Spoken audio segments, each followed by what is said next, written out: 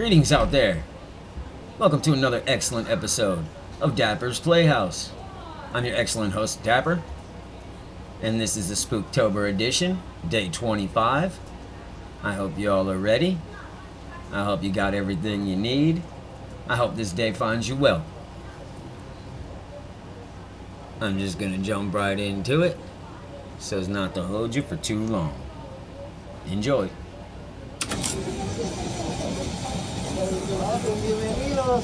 Ya estamos en el Chopo, amigos. Los esperamos para que se tomen la foto con Freddy Krueger hasta las 5:30 de la tarde. They're saying Vengan this a is Freddy Krueger, visitarnos, a darse el and we rol. have every other Tenemos thing todo you lo can de think of that has to do with the horror Los movie. esperamos. We have Terrifier, we have some wacky Pokemons, we got Michael Myers. You got everything you need. Stop by. Tell them I sent you.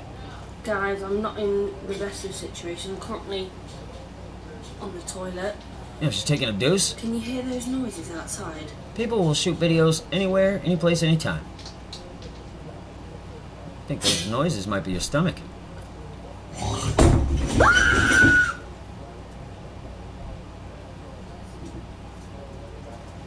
Well, at least she doesn't need any help with that.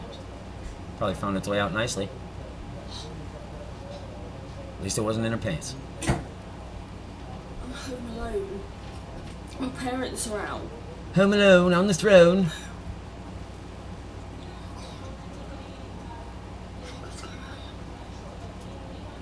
I'm so scared. Don't be scared, it's a normal function. It's night time. What was that? Sorry, just dropped my keys. What was that?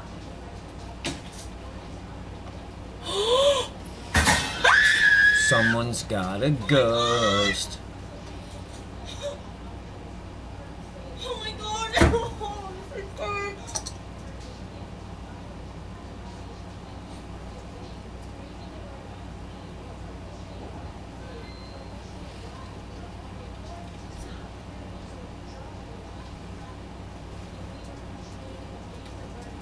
Hold on. Hold on, where are you going? Finish having a poo. Oh my god.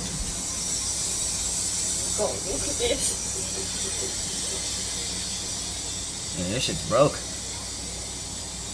Tore your shit up. Oh my god. You need to call Sam and Colby. Oh my god. Oh my god. Oh my god.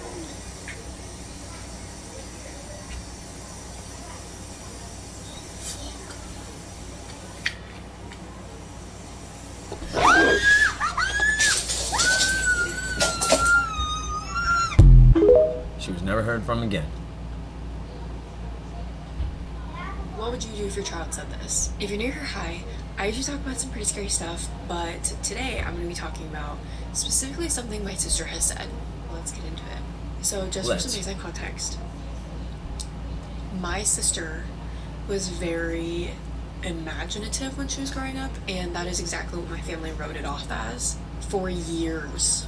And before I get a comment that's like, oh, it's very common for children to do this, I don't think so. Because this was not a one-time occurrence with just one specific age that she was at. It was like throughout her whole life, she would say stuff like this. This is another key detail. My mom would tuck in my sister every night without fail and give her what we call pat pats, which is, when my mom would rub my sister's back or give her like pats on the back until she fell asleep every night. And the first time she started saying stuff about what I'm about to tell you was right after the death of my great-grandmother in 2009. My sister did not understand the concept of death or dying. She was like 5. And about a week after the funeral, my sister tells my mom that great-grandma came and visited her at night.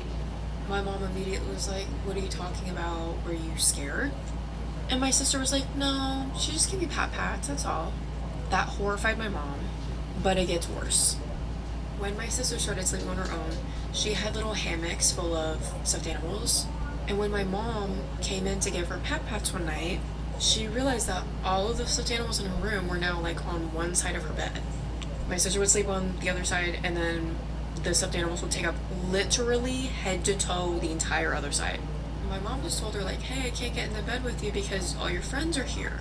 And my sister was like, yeah, you can, like, move them, but just make sure to move them back. And mind you, this is a couple years after the whole great-grandma situation. And my mom just asked my sister, because there was, like, 100 stuffed animals on the one side of her bed, a full-size bed. And my sister replies with, I just don't like it when things crawl into bed with me at night. And from that point on, my mom, would sit on the floor for like an hour every night giving my sister pats. That's how you got in this mess. It gives me just the heebie-jeebies still. Because what was she referring to? And just for some clarity, my sister was a really bubbly child. She never talked about anything scary until that started happening. And I don't know what I would do if my kid said that. Because I myself am scared. I would not be able to handle someone else telling me that they are scared as well. And as a lot of you know, it didn't stop there. And I've made multiple videos about things my sister has seen and stuff like that. But anyways, that's gonna do it for Stay Tuned for Ghost Stories. Okay.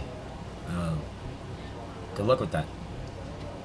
A 2-year-old boy who loves to play what he calls Halloween store. This is where he pretends to be one of those scary animatronics. Take a look. Attaboy. He's doing Halloween right. Enzo is here in all of his glory in the Halloween display area at, you guessed it, Home Depot. I would not have guessed it. I would not have guessed it. You didn't recognize the orange shelves? I spent a lot of time in Home Depot growing up. Yep. And he cannot get enough. For the last 2 months, his parents say that he has dragged them to play with the animated decor whenever he goes shopping with them. And as you can see, he likes to mimic the characters and put on a little show, too, of his own. This is what his parents had to say about it. He just ran in the middle and was like, hey, I'm one of the decorations. He'll have to pretend to press a button, and he'll do the motions, the sayings of the various animatronics. So his parents and his big sister say he takes this game very, very seriously, and some of his favorite characters, the Grim Reaper and Ghostface from the movie Scream, which still gives me nightmares, and that's what he plans to be for Halloween. Okay. You go, boy. Hi, I'm Chucky, and I'm your friend to the end. Hi-dee-ho. Hi, I'm Chucky. Sweet. Wanna play? Hi, I'm Chucky. Wanna play? That's a real good makeup job. You're hired.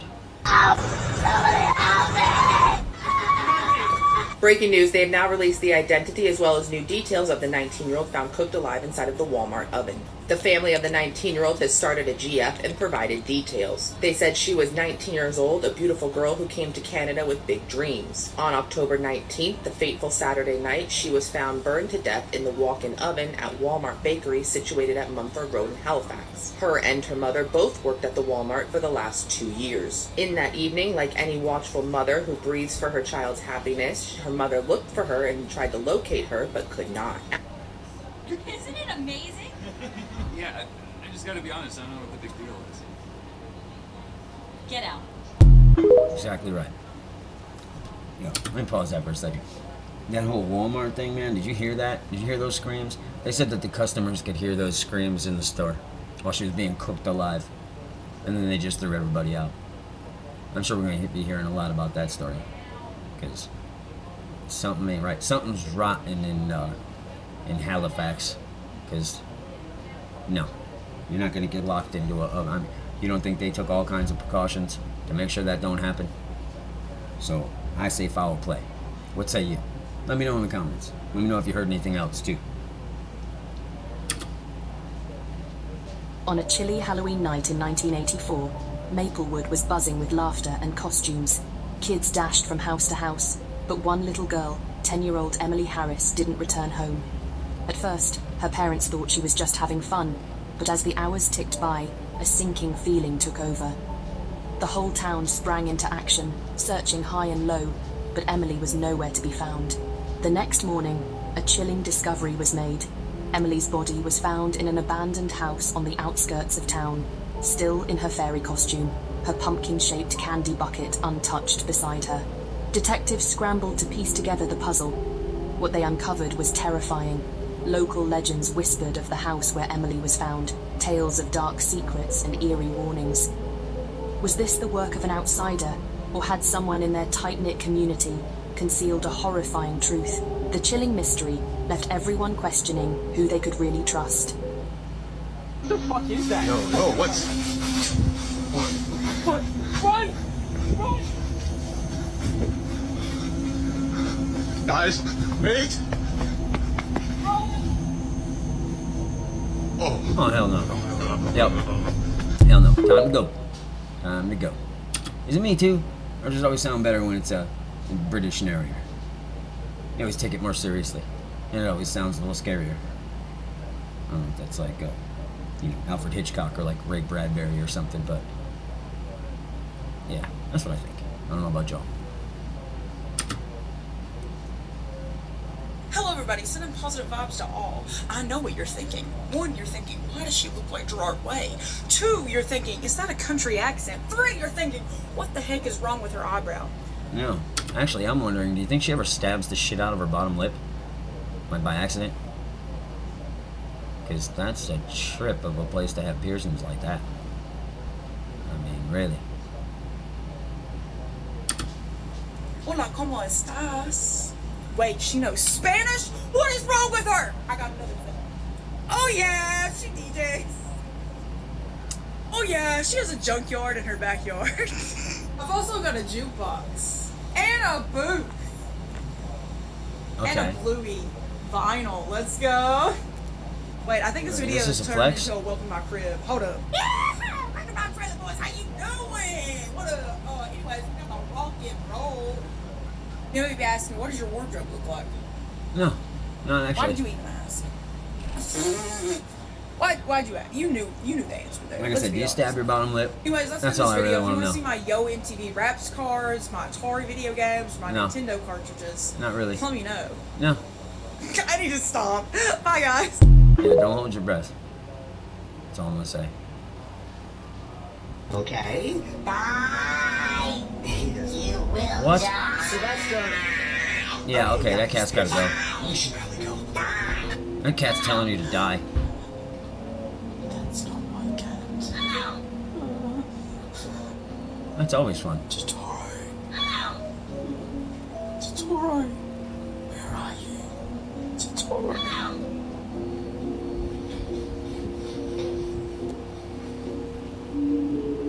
What the hell?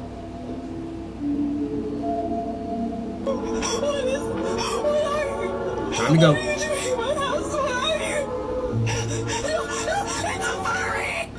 It's a furry. Nice. Whoa. What in the world? Somebody was swinging that dog around by the tail. Maybe it was Bam Bam. Someone's about to get got. I got her.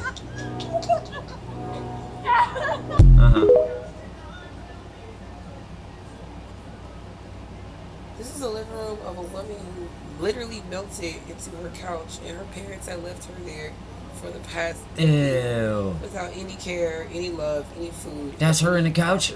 Medical attention. Holy this hell. Case is crazy. This is the case of Lacey Fletcher. This is out of Parrish, Louisiana. And basically, her parents had raised her with a quite normal life. She did have severe autism, and they said this prevented her from being able to be as social and connect with other people as she was able, as she knew she could. And according to what I looked into, around the time that she was supposed to graduate high school is when people stopped seeing her. I'm guessing people had assumed that she went off to college because they really weren't too worried about it. They just noticed that they hadn't seen Lacey and they only saw her parents, and this became something that was really alarming to a lot of the neighbors around them. Like I said, nobody reported her missing or anything like that. Now fast forward, Lacey ends up basically melting into the family's couch. How the hell does that happen? According to what I heard, the parents even blamed Lacey and said that she stopped taking care of herself and stopped doing the things she needed to do, so that's why she had such poor care, even though they were her caregivers and they didn't even have a nurse at home for her or anything like that. No, it was probably just collecting a check. When the fire and ambulance came, they said that they realized it was one of the worst scenes that they had ever seen in their life, and she was basically glued to the fabric of the furniture, and the parents were still not very apologetic. They didn't care. They have been charged, and they are serving, I want to say, at least like 35 years, but I feel like they should be in there for life, because how can you let your own child, something like that happen to your own child? And to this day, they still blame her and say that it's her fault that it happened, and that she should have been more responsible for herself. But it's just crazy. Okay. Man, people suck.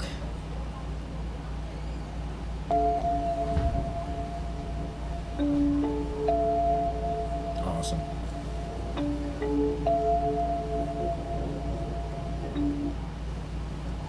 Go ahead, run away. I'll just catch up with you later in your nightmare. Hey, you look familiar. Maybe it's because I've been hiding under your bed. Nothing like an eyeball and a spider to top your ice cream cone. Yum.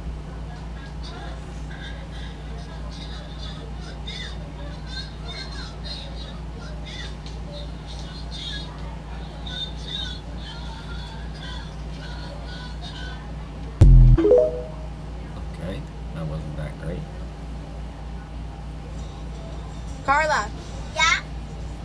Mommy, not this filter again. Everybody on TikTok thinks this is my real face. Stop! You mean that's not your real face?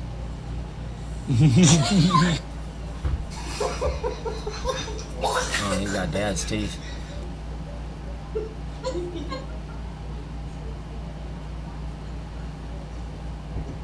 She look like she eats. You don't like it? No, I don't like it. What? I don't like it, Mommy. I don't like it. You don't like it? No.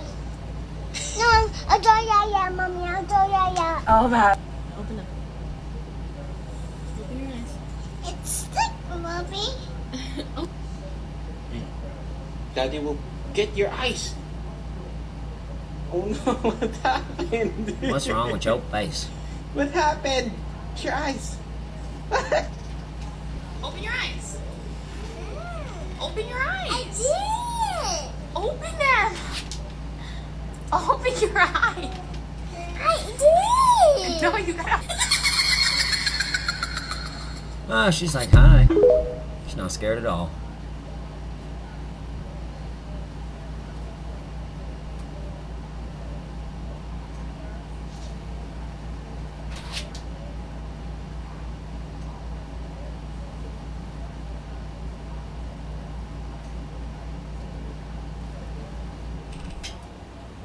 Well, not this piece of junk again.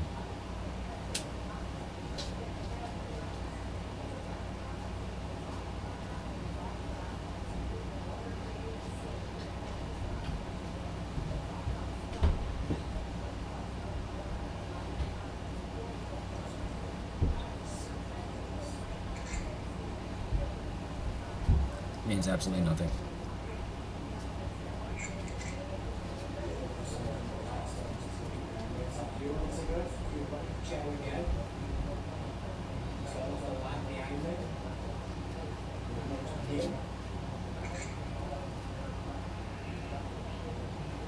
This is highly sensitive equipment. What would you do if this vampire entered your home, even if you didn't have a welcome mat set out for you? Hey, baby. Would you still let me stay? Absolutely. Come on in. Water's fine. People keep on fighting with the evil queen at Disneyland. So obviously in Disneyland there is a bunch of characters walking around all day, and they're usually meant for the children to interact with, but for some reason adults keep on picking fights with the evil queen. Obviously because she is supposed to be a villain, she is always making sarcastic remarks to the guests. Yeah, she's the evil queen. What is she supposed to be, nice? Take a joke, and they get really upset whenever she tries to play around with them. I mean, sometimes they are a little bit out of pocket, like she'll walk past someone and then just call them ugly. Excuse me, I'm ugly. And if you want to take a selfie with her, you usually have to bow down and tell her how beautiful she is. And while it's all fun and games because she is supposed to be playing a villain, some parents get really upset. For example, when she called this person a peasant. They deserve to get upset. Well, I'll call you a peasant as well to make it equal. And Nice. more recently, this entire family Give started her a calling promotion. her ugly because she was being rude to them.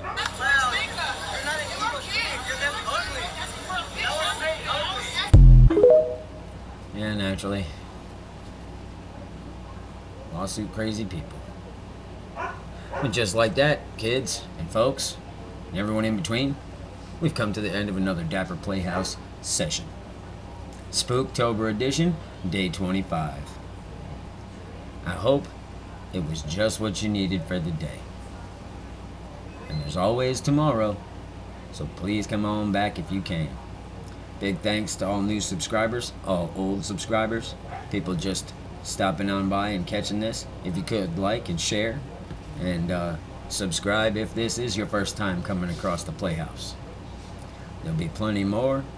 Lord knows what November brings, but I'm sure it'll be something worth watching. So, do me a favor. If you can't be good, be bad. And remember, you're never too old to play. I'll catch y'all on the flip side.